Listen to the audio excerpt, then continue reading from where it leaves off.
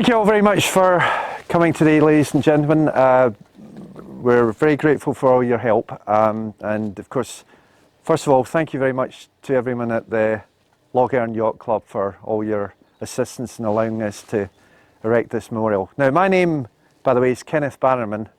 I'm the Director General, the founder and head of the Airfields of Britain Conservation Trust, which is, to all intents, the world's first national airfield charity.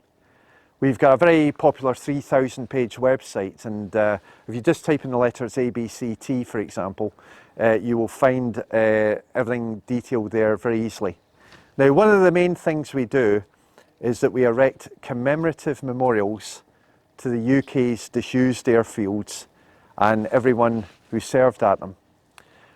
So therefore, first of all, may I introduce the historian, Mr. Michael Clark, who will give you a history of Killadeas Airfield. Thank you very much. I think quite a number of the folk here will recognise me, and I do promise that I'm just only going to say a few words. They cast one's mind back to the early part, or the late part of 1940, and there were a couple of very important historical events just before Christmas 1940. The first one was that an aircraft from RAF Stranraer, which was a relatively recently set up flying boat base across from the present day ferry boat port, flew over to look at a bit of water in the western part of Northern Ireland that looked on a map to be about the same size as Belfast Lough. That was the Broad Lough.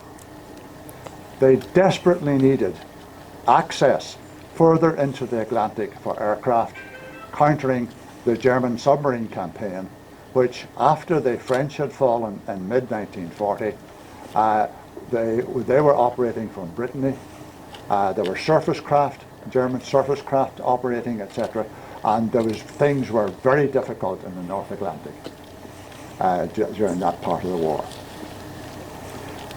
So they felt it would work, and RAF Stranraer developed 2 squadrons of Catalina flying boats, which were flown over with the very latest technology from the United States, and they flew them in here in early 1941. The planes flew in and landed in the bay, or Rosfad Bay, or up round the corner here, what we call the Manor House Bay. And the Catalina flying boats they came like 1930s motor cars with their own toolkit and their own instructions to the flight engineer on board as to how to keep them serviced. And they discovered that in Fermanagh the problem was rain. If you live here, you'll know what I mean. It has a problem with rain. So, developed a system along this shore, slipways, that they pulled the Catalinas up in under the equivalent of a farm shed roof over the engines. Just over between these boats that are moored over there, there's a big ring in the concrete where they were tied down. So those 2 squadrons firmly moved in here by March of 1941. And the next exciting thing that happened was that the Bismarck sunk the Hood. The Hood was the principal ship of the Royal Navy, and the Bismarck, a battleship, a very modern battleship built by the Germans, had sunk her, and she was being chased, and they had lost touch with her. So they said at the time. In fact, they had detected her signals, Morse code, and had decoded them, and they knew fine well where she was. But they didn't want Bismarck to know that they knew. So they sent 2 Catalinas out from here, told them vaguely, go look there and there, and they did, and they duly, quote unquote, found the Bismarck. Better still, the Bismarck saw them too, blamed them for finding her, and shot a few holes in them, and they scuttled back here and had a bit of a party up in the Manor House Hotel afterwards. She was sunk a couple of days later. As well as here, and you'll be going there this afternoon, there was another large air base up at Castle Archdale. This one developed further in 1942. It became an operational training base, which is where our first memorial stone comes to from behind here, OTU 131. An operational training unit took individuals who had been trained as pilots, as air gunners, as wireless operators, put them together in a crew, and then they went out training as a crew in either a Catalina or a Sunderland flying boat for operational, actual wartime operations. And as a consequence of that, on the lands to the north of us here, right up round the Manor House, there was a huge base here with accommodation for very nearly 2,000 people. They were variously the instructors, the various people who were being instructed, etc., etc., etc. And there was a huge amount of wartime activity in connection with the Battle of the Atlantic between Castle Archdale here and St. Angelo. And this is a little part of it. And it's well worthy of being remembered by the trusts, one of the trust stones. We have this little memorial to the OTU, and that memorial actually was unveiled by a fellow called Bud Crooks, whom you will guess was a North American. He was from Canada, and he was a pilot in a crew of a squadron of Sunderlands in the Royal Canadian Air Force, who rejoiced in the nickname Flying Yachtsman. So he made up a story that was because they had been based at the place it was going to be later on, Lough Erne Yacht Club. Not a very good story, but will do. So that actually they were called the Flying Yachtsmen because everybody else was damnably jealous of the comfortable conditions that they had in a Sunderland flying boat. It was luxury as compared to something like a Wellington bomber or a Lancaster or even a Catalina. And Bud and his friends from those two squadrons, this was 20 years ago in the year 2000 and again in 2002. And at that time they were in their 80s. Many of those men have passed on. And he unveiled this little stone, and we have used it a lot ever since. We had a visit from another Canadian whose grandfather had been lost in the Sunderland in an accident, training accident. We think it was a matter of they were training in a new method of dropping depth charges to be more sure that they dropped into the water before the submarine can get away from under them. And they seemed to have dropped the depth charge too close to the surface. It spun, it bounced, and it exploded in the air, and the Catalina was lost. That girl was greatly touched by the opportunity.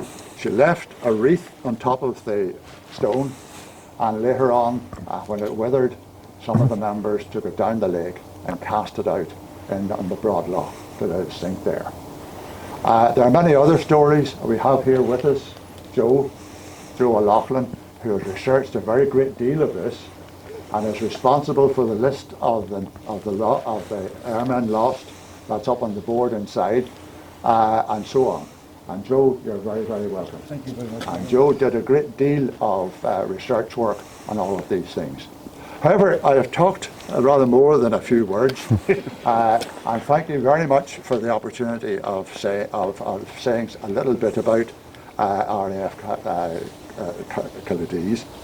I should point out one other thing. It's the control tower, etc., for aircraft movements from the Lough Erne. All of them was on top of the castle building, or the big house at Castle Archdale. So that's why from time to time you hear it said, as it was said on UTV last night, that the Catalinas flew out from Castle Archdale. They were controlled from Castle Archdale, but they flew out from and were based here. So, thank you very much. Okay. Thank you, Michael. That was a marvellous history. Great. Just to say as well, by the way, on a related note, you'll know the name, that we just haven't been able to do it just right now, although not for the lack of effort. But we're intending to also, apart from the unveiling at Castle Artsdale, similar memorial this afternoon at 2:30, we're trying to get one of our special memorial plaques to honour Bow Island Airfield, also known as Rock Bay, which was Killadeas' satellite airfield in the last year or so of World War II for number 131 Operational Training Unit. So we're on the case there. Hopefully it'll be not too long. Now, just otherwise to say again, thank you very much for Michael for his excellent speech. No doubt he and gentlemen here know absolutely everything and anything about the history. We've also carried out a lot of research ourselves. So naturally, if you need to ask anything about the history or anything like that, just do naturally contact me and my colleagues as well. Now, just as we say during our travels right across the UK, like we did yesterday at Ballykelly, all we just say to people is that within reason, looking at the big picture, just please within reason do all you possibly can to honour the UK's airfields, active and disused, help save, protect, honour them, and of course not forgetting all the personnel who've served at them and all their families. Enough to say this is absolutely hugely important beyond all belief, just for every single one of us in our daily lives. Without the UK's airfields one way or another, our lives would be at the very least severely diminished, if not impoverished.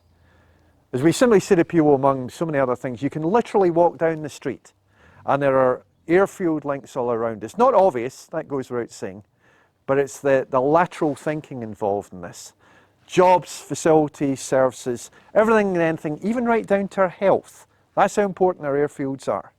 So just within reason, just do all you possibly can to help them, because after all they've done for this country and the entire world ever since they first appeared in 1909, it's about time that we all maybe did a bit more to help them. It's the very least that they, and not forgetting all the personnel and their families, deserve. And especially, as Michael's referred to, thinking about the more than 300 personnel here who sadly never saw peacetime. That goes without saying, incredibly important. Now, just before we unveil the memorial, after we unveil it, the chairman of the Royal British Legion Enniskillen branch will give an exhortation, and then if we could have, please, a 2-minute silence in remembrance of Killadeas Airfield and all who served here. So therefore, without further ado, we're very greatly honoured to be unveiling what is now ABCT's 163rd memorial. If you include others we've got delivered across UK, it's already well over 200. We're going as fast as we can with this. And therefore we are greatly honoured to be unveiling this memorial to yet another of the UK's absolutely irreplaceable assets, in this case the one and only Killadeas Airfield. Thank you all very much. Michael? Okay.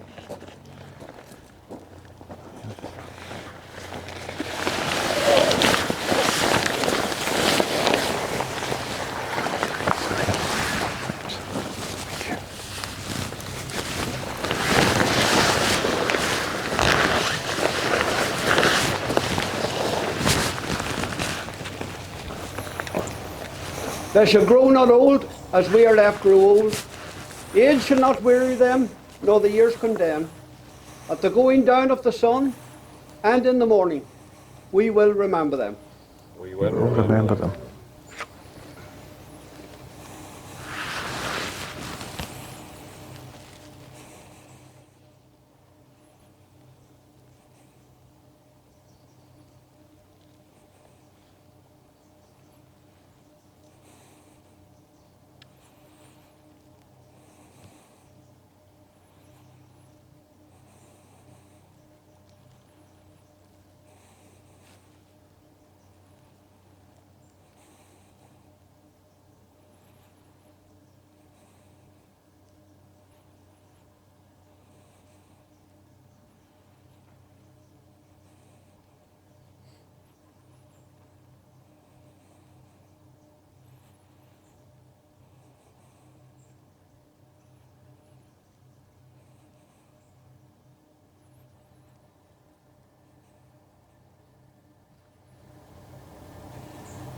When you go home, tell them of us and say, for your tomorrow, we give our today.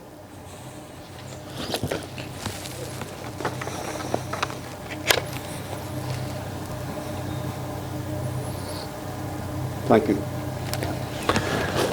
Thank you very much. That concludes the ceremony. Thank you all very much.